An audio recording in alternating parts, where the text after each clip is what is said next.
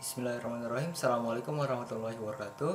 Izin memperkenalkan diri, nama saya Virastori Yusuf Nurwanto dengan NPM 1857051005 dari kelas A akan mencoba mengerjakan ujian tengah semester untuk mata kuliah teori informasi. Jadi di soal pertama di UTS teori informasi ini ada soal apa yang dimaksud dengan teori informasi. Teori informasi adalah disiplin ilmu dalam bidang matematika terapan yang berkaitan dengan kuantitasasi data sehingga data atau informasi tersebut dapat disimpan atau dikirimkan tanpa kesalahan atau error melalui suatu kanal komunikasi. Dan kemudian apa bedanya data dan informasi? Kalau data itu tidak memiliki makna apapun, sedangkan informasi sudah memiliki suatu makna tertentu. Kemudian data dapat berbentuk angka, fakta, rincian, dan juga segala bentuk pengamatan empiris terhadap suatu peristiwa. Sedangkan kalau informasi adalah data yang sudah diolah dengan menggunakan beragam teknik tertentu.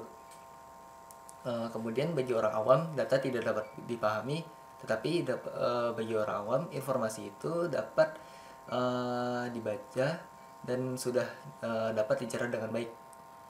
Kemudian data mempunyai lingkup lebih detail dan bersifat teknis. Informasi biasanya menjelaskan sesuatu dan kemudian menghasilkan penjelasan yang dapat dipakai untuk mengambil keputusan. Kemudian apa saja komponen-komponen yang diperlukan di dalam mengirimkan informasi? Yang pertama itu ada sumber, yang kedua itu ada pengirim atau transmitter, yang kemudian ada sistem transmisi, kemudian ada penerima, dan yang terakhir ada tujuan. Masing-masing dari komponen ini memiliki peran tersendiri dalam alur kerja yang akan dijelaskan di slide berikut. Jadi yang pertama di sini kan ada sumber dari informasinya.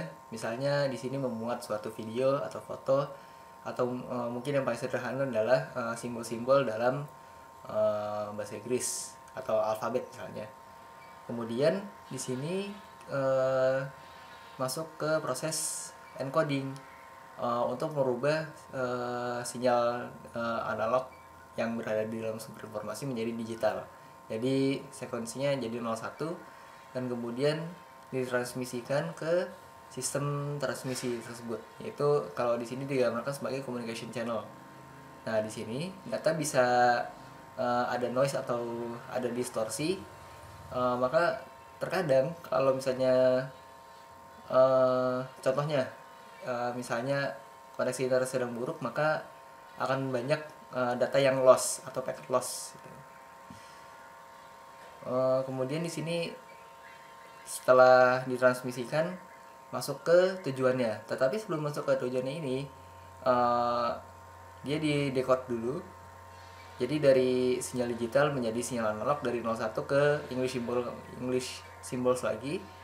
Kemudian baru sampai di tujuan dan dapat dibaca oleh tujuan dengan baik. Kemudian apa yang dimaksud dengan lossy dan lossless data, dan juga berikan contohnya. Jadi dalam lossy data ini itu data yang terkompresi yang telah menurun kualitasnya karena ada proses pembuangan data yang tidak perlu pada saat proses kompresi. Dan lossless data adalah kumpulan data terkompresi yang dapat direkonstruksi sepenuhnya tanpa menurunkan kualitas setelah proses dekompresi. Contoh lossy data itu ada file video seperti MPEG, terus audio itu contohnya MP3, dan beberapa file gambar contohnya JPEG. Dan kemudian untuk lossless data ada beberapa juga yang dalam bentuk gambar, yaitu PNG dan GIF, dan kemudian ada juga yang zip dan RAR.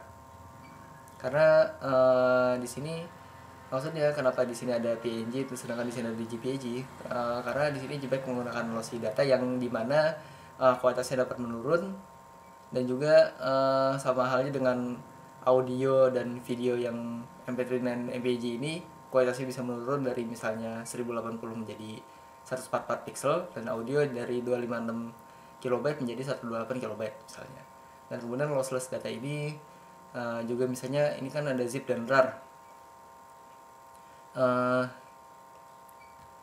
Ketika suatu file atau suatu dokumen atau suatu folder kita ekstraksi dari zip dan rar ini, maka file tersebut akan utuh dan benar-benar seperti aslinya. Dan PNG dan GIF juga berlaku seperti itu. Kemudian lanjut ke soal ketiga. Seseorang dikatakan tinggi jika tinggi badan di atas 1,75 meter. Asumsikan bahwa peluang kemunculan laki-laki adalah 0,5, dan jika diasumsikan 20% perempuan adalah tinggi, maka peluang perempuan yang tinggi adalah 0,2. Dan 6% dari laki-laki adalah tinggi, maka peluang laki-laki yang tinggi adalah 0,06. Yang ditanya adalah berapa peluang seseorang adalah tinggi dan seorang perempuan, dan kemudian berapa peluang seseorang adalah tidak tinggi dan seorang laki-laki. Oke, yang pertama, kita telah mengetahui di soal bahwa peluang perempuan yang tinggi adalah 0,2. Dan telah diasumsikan bahwa perempuan yang tinggi adalah 20%, dan kemudian telah dinyatakan bahwa perempuan yang ini maksudnya PTP itu adalah 0,2. Dan kemudian untuk soal yang selanjutnya 3B diketahui PL adalah 0,5 dan kemudian PTL adalah 0,6. Maka dari itu untuk mencari peluang laki-laki yang tidak tinggi, itu kita mencarinya dengan mengalihkan peluang dari laki-laki dikali dengan 1 dikurang peluang dari laki-laki yang tinggi. Berarti 0,5 dikali 1 min 0,06 yang menghasilkan 0,94, kemudian dikali dengan 0,5, maka hasilnya adalah 0,47. Maka peluang dari laki-laki yang tidak tinggi adalah 0,47. Dan kemudian untuk soal keempat, hitung Shannon entropi dari kemunculan simbol berikut.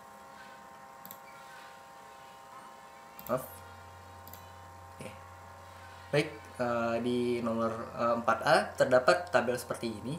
Maka jika dihitung peluangnya, ini akan menghasilkan 1/4 semua karena frekuensinya sama 10, dan kemudian totalnya 40. 10 dibagi 4 sama dengan 0,25 atau 1/4. Dan kemudian langsung saja kita hitung entropi Shannonnya, yaitu sigma dari peluang dikali logaritma dari peluang tersebut. Oke. Dan kemudian menghasilkan perhitungan seperti ini, dan dilanjutkan, maka hasilnya akan menjadi 2. Ya, entropi Shannonnya menjadi 2. Dan kemudian untuk nomor 4B ini dihitung satu-satu frekuensinya, karena masing-masing frekuensi ini memiliki angka yang berbeda, frekuensi yang berbeda, dan totalnya pun juga berbeda di sini, yaitu totalnya 60. Maka di sini P1 atau simbol A-nya ini itu akan menjadi 1/3, dan kemudian P2 akan menjadi 1/6 atau simbol B-nya, dan seterusnya sampai P4 atau simbol D. Dan kemudian langsung saja kita hitung entropi Shannonnya. Di sini seperti biasa kita menghitungnya, karena hampir tidak ada atribut yang benar-benar sama persis. Oke. Jadi 1/3 log 2 dikali 2 log 1/3 ditambah 1/6, 2 log 1/6, dan ditambah seterusnya, maka menghasilkan 1,9182. Kemudian jelaskan apa makna perbedaan nilai Shannon entropi dari soal A dan B. Oke, yang pertama, perbedaannya adalah frekuensi kemunculan. Jadi bisa kita lihat di frekuensi kemunculan di nomor 4A itu masing-masing semua bernilai 10, dan totalnya pun 40. Maka karena frekuensi kemunculannya sama, itu akan menghasilkan entropi yang sama persis. Jadi 0,5 dikurang 0, ditambah 0,5 tambah 0,5 dan seterusnya, maka menghasilkan 2. Dan kemudian frekuensi kemunculan di soal 4B itu berbeda-beda ya. Ada yang 1/3, ada yang maksudnya ada yang 10, ada yang 20, dari totalnya 60. Maka dari itu akan menghasilkan entropi yang berbeda. Begitupun juga total dari frekuensi yang muncul. Itu kan di soal 4A ada 40 totalnya, dan di soal 4B ada 60 totalnya. Maka itu kan sangat mempengaruhi perhitungan dari entropi Shannon. Dan kemudian terlebih lagi, kompresi akan lebih baik bekerja jika semakin banyak data yang dikompresi. Contohnya yang tadi di soal 4A ada 40 simbol yang dikompresi, dan sedangkan di soal 4B ada 60 data yang dikompresi.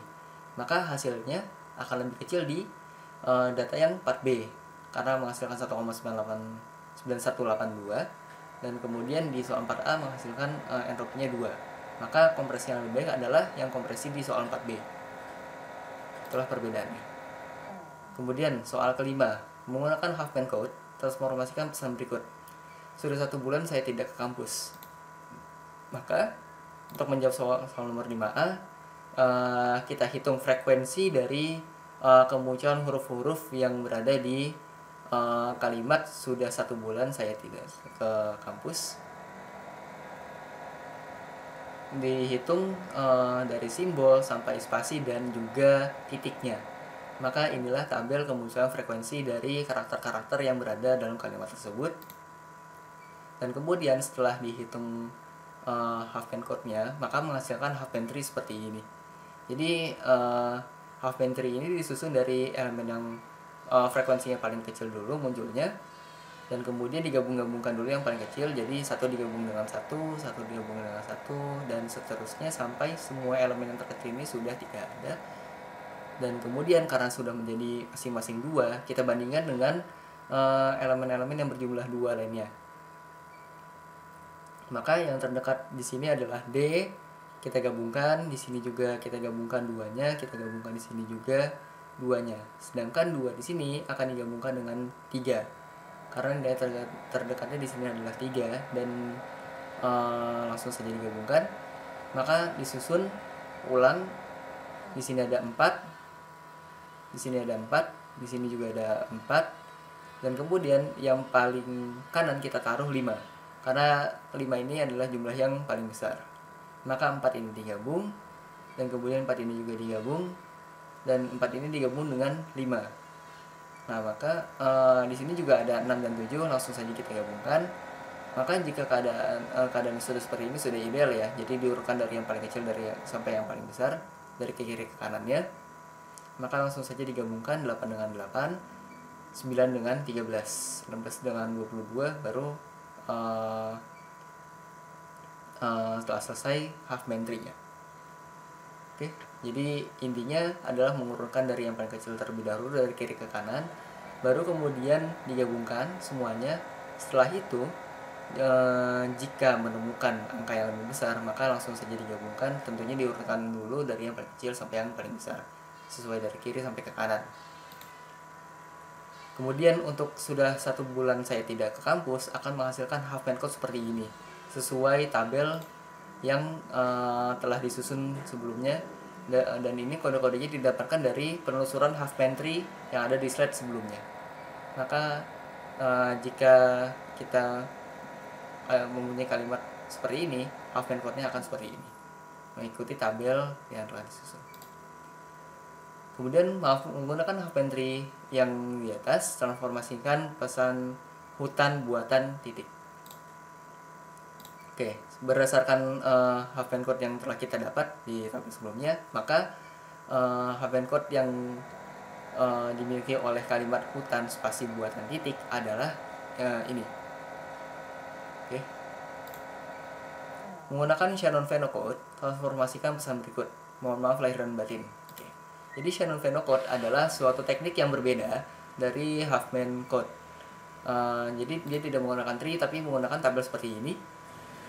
Dan kemudian jumlah huruf dari mohon maaf lahir dan batin ada 27, dan segera kita hitung peluangnya untuk kemudian dibagi-bagi seperti cara di Huffman Code yang tadi. Hanya saja dibaginya ini langsung dibagi, terkadang bisa langsung dibagi 2, jadi bisa dibagi 27 bagi 2 misalnya. Cuma kan di sini 27 berjumlah ganjil, maka pasti ada yang lebih besar hasilnya, ada yang lebih kecil hasilnya. Misalnya di sini ada 5 tambah 4 9 tambah 3 12 ditambah 2 14. Maka di bawahnya 13.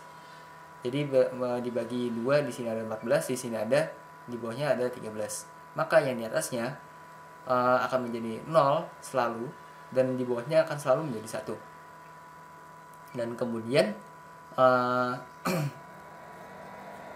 ini belum dibagi ini masih dibagi menjadi per 4 simbol, dan ini masih menjadi banyak simbol dibaginya. Maka harus kita bagi 2 lagi. Di sini ada 4 simbol, maka langsung kita bagi 2, yang atas menjadi 0, yang bawah menjadi 1. Maka di sini ada telah terbagi menjadi 2, kita bagi lagi sampai menjadi masing-masing 1 simbol. Jadi di sini kita bagi menjadi 4, langsung 0 1 0 1. Maka jika kita telusuri, simbol A memiliki kode 0 0 0. Di sini spasi memiliki kode 0 0 1, dan seterusnya sampai ke bawah. Begitupun juga yang di area bawah. Kita bagi menjadi 2, kemudian dibagi menjadi 2 lagi sampai masing-masing angka ini telah mewakili 1 simbol saja. Maka kita dapatkan kode seperti di tabel sebelah kanan ini. Dan kemudian untuk kalimat mohon maaf lahir dan batin mempunyai Shannon-Fano code seperti ini, berdasarkan tabel yang telah kita dapatkan di atas. Kemudian soal terakhir menggunakan tabel Shannon-Fano di atas, terformasikan pesan berikut. Oke. Untuk kalimat motor Honda akan mempunyai Shannon-Fano code seperti ini. Maaf, untuk soalnya harusnya ini 5D. Oke, lanjut. Kemudian dari mana mendapatkan angka-angka ini? Tentunya dari tabel Shannon-Fano yang kita dapatkan di soal sebelumnya. Baik, terima kasih. Insya Allah semua soal telah saya sampaikan penjelasannya. Mohon maaf jika ada penjelasan yang kurang jelas ataupun tidak benar. Terima kasih banyak sekali lagi. Wassalamualaikum warahmatullahi wabarakatuh.